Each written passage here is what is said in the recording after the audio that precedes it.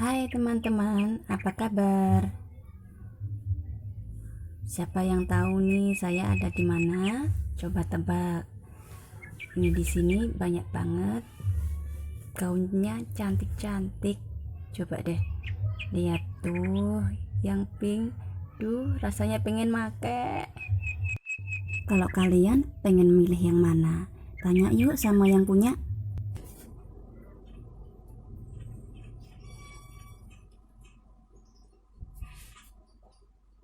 Assalamualaikum. Waalaikumsalam.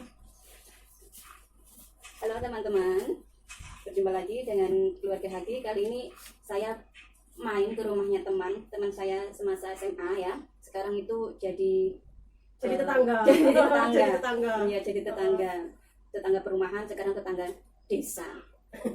Dan, iya, untuk sekarang ini teman saya ini punya usaha ya, punya usaha apa namanya? Wedding organizer ya, lebih tepatnya. Saya di sini mau mencuri apa itu namanya itu ilmunya. Bagaimana sih kok bisa sukses di apa usaha wedding organizer ini? Bagi cerita ya Mbak ya, bagi-bagi Iya, boleh. rahasianya. Sebenarnya sudah berapa lama sih? Ini namanya Mbak Ilmi ya, kita bisa manggilnya Mbak Ilmi. Ya, sudah berapa lama sih Mbak usaha untuk wedding organizer ini? Kalau wedding organizer ini sih, aku baru jalan itu kurang lebih 3 tahun. Kurang lebih 3 tahun, baru banget ya, baru 3 tahun. Loh, awal mulanya bagaimana sih? Kok bisa? Dulu kan sepertinya nggak ada apa niatan ke sini ya, ke Ada passionnya ya, serius nggak passionnya ada. nggak ada di make up gitu ya. Hmm. Awal-awal dulu sih gimana ya Mbak ya, nggak, sebenarnya jadi tukang make up itu nggak terbersit sama sekali ya di pikiran saya itu. Cuman memang dari hobi sih, dari hobi aja. Saya dulu itu suka gitu kalau lihat cewek cantik gitu kan, suka banget gitu loh. Jadi kepengen bisa bikin, eh, jadi pengen bikin wajah orang cantik gitu loh, kepengen. Jadi awalnya cuman dari hobi aja sih sebenarnya, nggak ada niatan pengen jadi tukang rias gitu, nggak ada Mbak. Untuk suami sendiri mendukung nggak sih untuk usaha ini awalnya?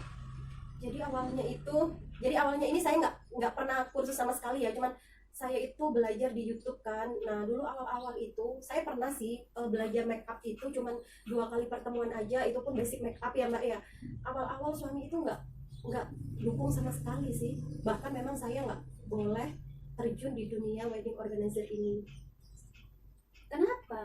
Kan bagus juga kan?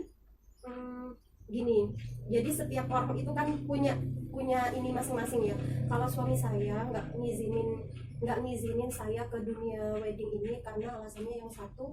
Nah kalau kita ngejob ya Mbak ya, kalau kita ngejob di kayak di terop gitu ya, di acara wedding gitu kan, yang pertama itu kita keluarnya ya, jadi kita itu pakai vendor itu selalu nggak sama yang bukan muhrimnya.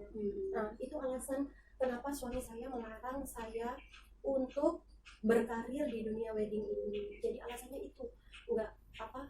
Jadi kita keluar Karena bukan bu- sama muhrimnya ya. itu yang pertama. Terus habis itu yang kedua, sering ninggalin keluarga. Nah Masih itu, punya anak kecil juga ya? iya masih ada, baru umur 6 tahun. Baru umur 6 tahun. Jadi terus akhirnya awalnya itu saya memang nggak ada support dari suami. Terus jadi saya kan bingung, ini saya mau terjun di dunia wedding organizer ini dari modal apa, sedangkan suami itu kan nggak support sama sekali. Jadi waktu itu saya berpikir keras banget. Saya dulu itu awal punya baju itu saya jualan online perlengkapan manten. Nggak tahu kenapa tiba-tiba saya itu pengen menghasilkan uang, jadi uangnya nanti bisa saya gunain Buat untuk modal make upnya, biaya beli alat-alat dan lain-lainnya ya. Iya, gitu. Jadi dulu awalnya itu saya jualan online nih, online itu pun saya nggak ready stock, jadi saya dropship. Ada pesanan ini, saya dulu modalnya cuma 200.000 ya. Jadi 200.000 saking pengennya saya beli baju, beli gaun, pengen beli baju kebaya pengantin, itu dulu awal-awalnya seperti itu. Jadi benar-benar murni, nggak ada support dari suami. Akhirnya alhamdulillahnya itu bisa sampai seperti saat ini. Sekarang apa masih nggak disupport atau sudah mensupport? Alhamdulillah kalau sekarang udah ya udah disupport, malah kadang itu ya dibantu lah dikit-dikit gitu loh Mbak. Karena kan suami juga punya usaha sendiri gitu loh Mbak. Apa usahanya suami?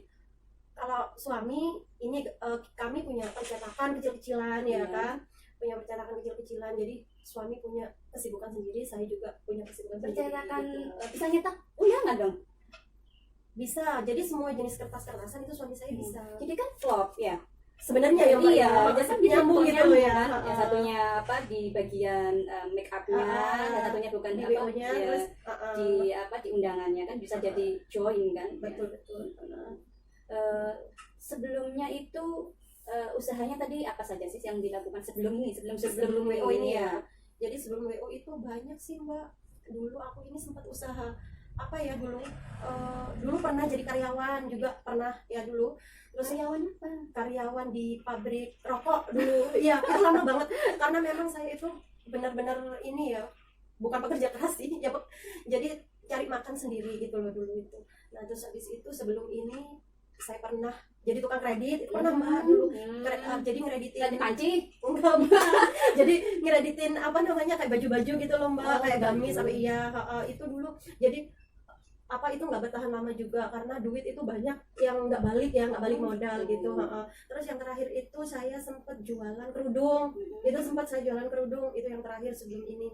Jadi yang sekarang ini yang sudah masih jalan sampai sekarang ini Ya alhamdulillah WO ini masih sampai hari ini, sampai detik ini masih. Untuk pertanyaan selanjutnya, untuk ini namanya apa WO-nya? WO-nya Zafira Wedding. Zafira Wedding. Zafira Wedding. Oke, Zafira Wedding sendiri itu menerima job apa saja sih? Paket yang bisa ditawarkan ke calon customer. Jadi yang berhubungan dengan wedding organizer itu saya handle ya Mbak ya. Jadi seperti paket wedding, paket engagement, terus kayak tidak siten gitu. Banyak sih, wisuda, make up wisuda, terus saya juga rental gaun, semua pokoknya yang menghasilkan uang itu saya tampung gitu. Untuk Zafira Wedding sendiri menerima job lokal saja atau luar kota juga diterima? Kebetulan saya ini terima luar kota juga, lokal juga saya terima. Kalau ada luar kota, justru malah luar kota itu yang sering saya. Gitu ya betul. Selama ini untuk calon customernya sendiri ya, kan banyak sudah jalan sampai berapa tahun ini? Jalan 3 tahun. Iya, 3 tahun. 3 tahun sendiri itu 3 tahun. pelanggan kebanyakan melalui apa? Punya medsos juga kan? Ada. Bisa dijalankan ke calon customer, mungkin ada yang mau ngontak ya. Jadi selama ini pemasaran saya sih yang pertama itu memang dari medsos ya. Cuman saya jarang banget upload, itu jarang banget karena saya urusin online shop wedding ini juga sendiri gitu loh. Terus jadi jarang upload gitu loh di medsos. Jadi kebanyakan itu yang pertama itu mouth to mouth Mbak. Mouth to mouth, dari mulut ke mulut. Itu yang pertama. Terus yang kedua, customer saya itu 30%-nya mungkin ya dari medsos, itu 30%-nya. FB atau Instagram? FB FB-nya apa Mbak? FB saya Ilmia dalam kurung Zafira Wedding.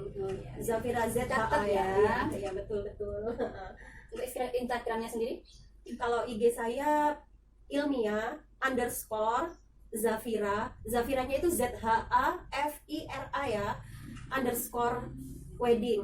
Jadi Ilmia _ Zafira _wedding. Oke, untuk pertanyaan selanjutnya ini Mbak Ilmi ya, mungkin teman-teman juga ingin tahu. Selama ngejob ini kan pasti ada kan ya namanya pasti. Suka dukanya, momen yang paling tidak mengenakan tuh apa sih selama ngejob ini? Apa ya Mbak? Kalau menurut saya pribadi sih momen yang paling nggak ngenakin itu ketika kita dituntut untuk mempercantik klien, nah itu kita gagal. Jadi ceritanya seperti contoh nih gini, aku dulu pernah ada pengalaman seperti ini. Jadi kan aku ini ada calon pengantin itu yang wajahnya perawatan dan wajahnya itu sampai glowing banget, jadi nggak ada jerawat. Celahnya. Iya betul, nggak pori-porinya ini sudah nggak kelihatan sama sekali, jadi glowing banget dia itu.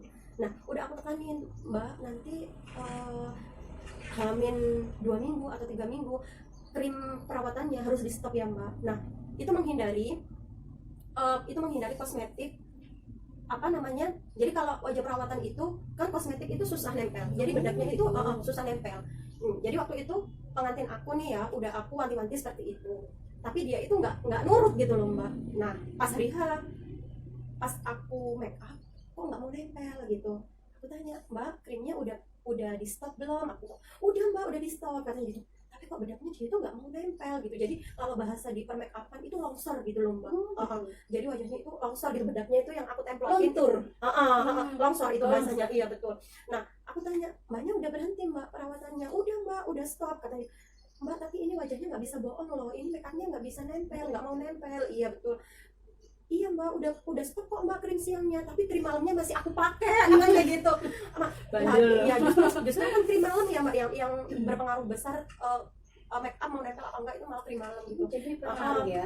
Pengaruh banget mbak. Jadi kalau ini wajib diingat buat teman-teman yang akan melangsungkan pernikahan. Jadi kalau anda semua wajahnya ini perawatan, itu wajib di stop krim perawatannya minimal hamil 3 minggu gitu ya. Iya, jadi kalau kepengen hari bahagia hasilnya kalian bagus, kepengen nggak longsor itu harus benar-benar di stop. Jadi kita para MUA, mbak MUA itu bukannya kok cerewet gitu, apa pengen kasih yang jahat, terbaik ya, gitu ya. jadi kita itu sebenarnya pengen memberikan yang terbaik. Ya salah satu cara dengan itu tadi, nggak puasa pakai skincare ya. Benar nanti efeknya itu di calon manten, maksudnya efek mbak aku gara-gara nggak pakai krim nih wajahku jadi seperti ini gitu. Pernah ada yang seperti itu gitu. Iya, jadi longsor gitu loh mbak. Jadi kan ya Allah, kayak aku pribadi nih Jadi merasa bersalah banget gitu ya. loh, nggak bisa. Bener sih dia udah mau nemplok, tapi maksimal. Untuk make up ini dia tuh nggak mau maksimal. awet seharian karena kita kan acaranya itu bukan di gedung ya, tapi di rumah gitu loh. Jadi nggak ada AC gitu loh. Kalau di gedung kan kita ada AC. Luntur karena itu apa? tadi Ditambah karena keringat juga ya. Betul.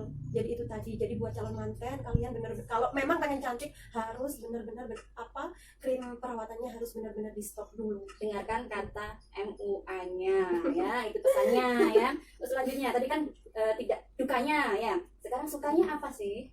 Sukanya apa ya? Dapat duit ya mbak ya. Kalau sukanya itu Pasti ya, mau dapat duit. Kalau sukanya itu jadi enak kalau kita ngejob di beda-beda daerah, itu kita dapat pengalaman gitu. Karena dulu saya awal-awal rias itu, awal-awal saya ngejob itu dulu kan luar kota. Kalau nggak salah itu dulu di Gresik ya. Nah dulu awal-awal itu saya kan pakai Grab. Jadi karena suami nggak support nih ya, balik lagi ke pertanyaan awal tadi, karena suami nggak support, jadi segala sesuatunya itu saya handle sendiri. Akhirnya saya berangkat pakai Grab, ya sama tim lah ya tentunya, pakai Grab. Nah sebelumnya saya tanya ke mbak mantannya, mbak di tempat mbak ada Grab nggak? Oh ada mbak, kata mbak mantannya. Akhirnya saya berangkat dengan Grab.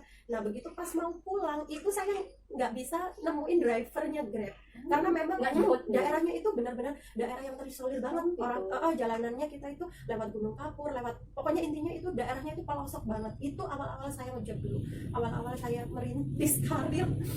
Nah sampai akhirnya saya nggak bisa pulang itu sampai jam 9 malam, sedangkan perjalanan itu kurang lebih 2,5 jam. Itu dukanya. Oh iya dukanya tadi, iya saya tambahin ya dukanya. Sukanya ini. Kalau sukanya ya senang aja sih mbak gitu, kita bisa menyalurkan hobi, menyalurkan hobi yang dibayar, itu suka. Calon pengantinnya juga puas ya, pasti senang kan ya. Betul. Jadi kan pahala ya mbak ya, kita bikin senang orang itu kan pahala gitu. Apalagi kalau pengantinnya itu puas dengan hasil karya kita, dengan jasa kita, mereka puas. Nah itu kebanggaan tersendiri. Untuk pertanyaan terakhir ini mbak Ilmi ya, pesan-pesan nih buat teman-teman yang mau masuk ke dunia wedding organizer itu seperti apa sih gitu ya, mungkin bisa kasih pesan-pesannya untuk teman-teman. Ini silakan. Jadi buat kakak-kakak, buat mbak-mbak, ibu-ibu, bunda-bunda yang ingin berkarir di dunia wedding organizer, terutama di dunia make up ya, jangan mudah puas, belajar terus. Jadi pantang menyerah, harus belajar. Karena pengalaman saya pribadi, saya benar-benar dari nol belajar dari YouTube. Saya pernah kursus tapi cuma 2 kali pertemuan aja, kemudian saya kembangkan. Saya sering lihat YouTube, sering praktek. Intinya jangan mudah puas gitu, pantang menyerah. Satu lagi buat para calon suami, tolong jangan membunuh hobi istri. Karena semakin kita dibatasi, jadi semua itu tergantung ke diri kita masing-masing. Kalau kita niatnya baik, kembali lagi ke jadi kita kepengen lillahi ta'ala membantu perekonomian keluarga, itu kan pahala ya.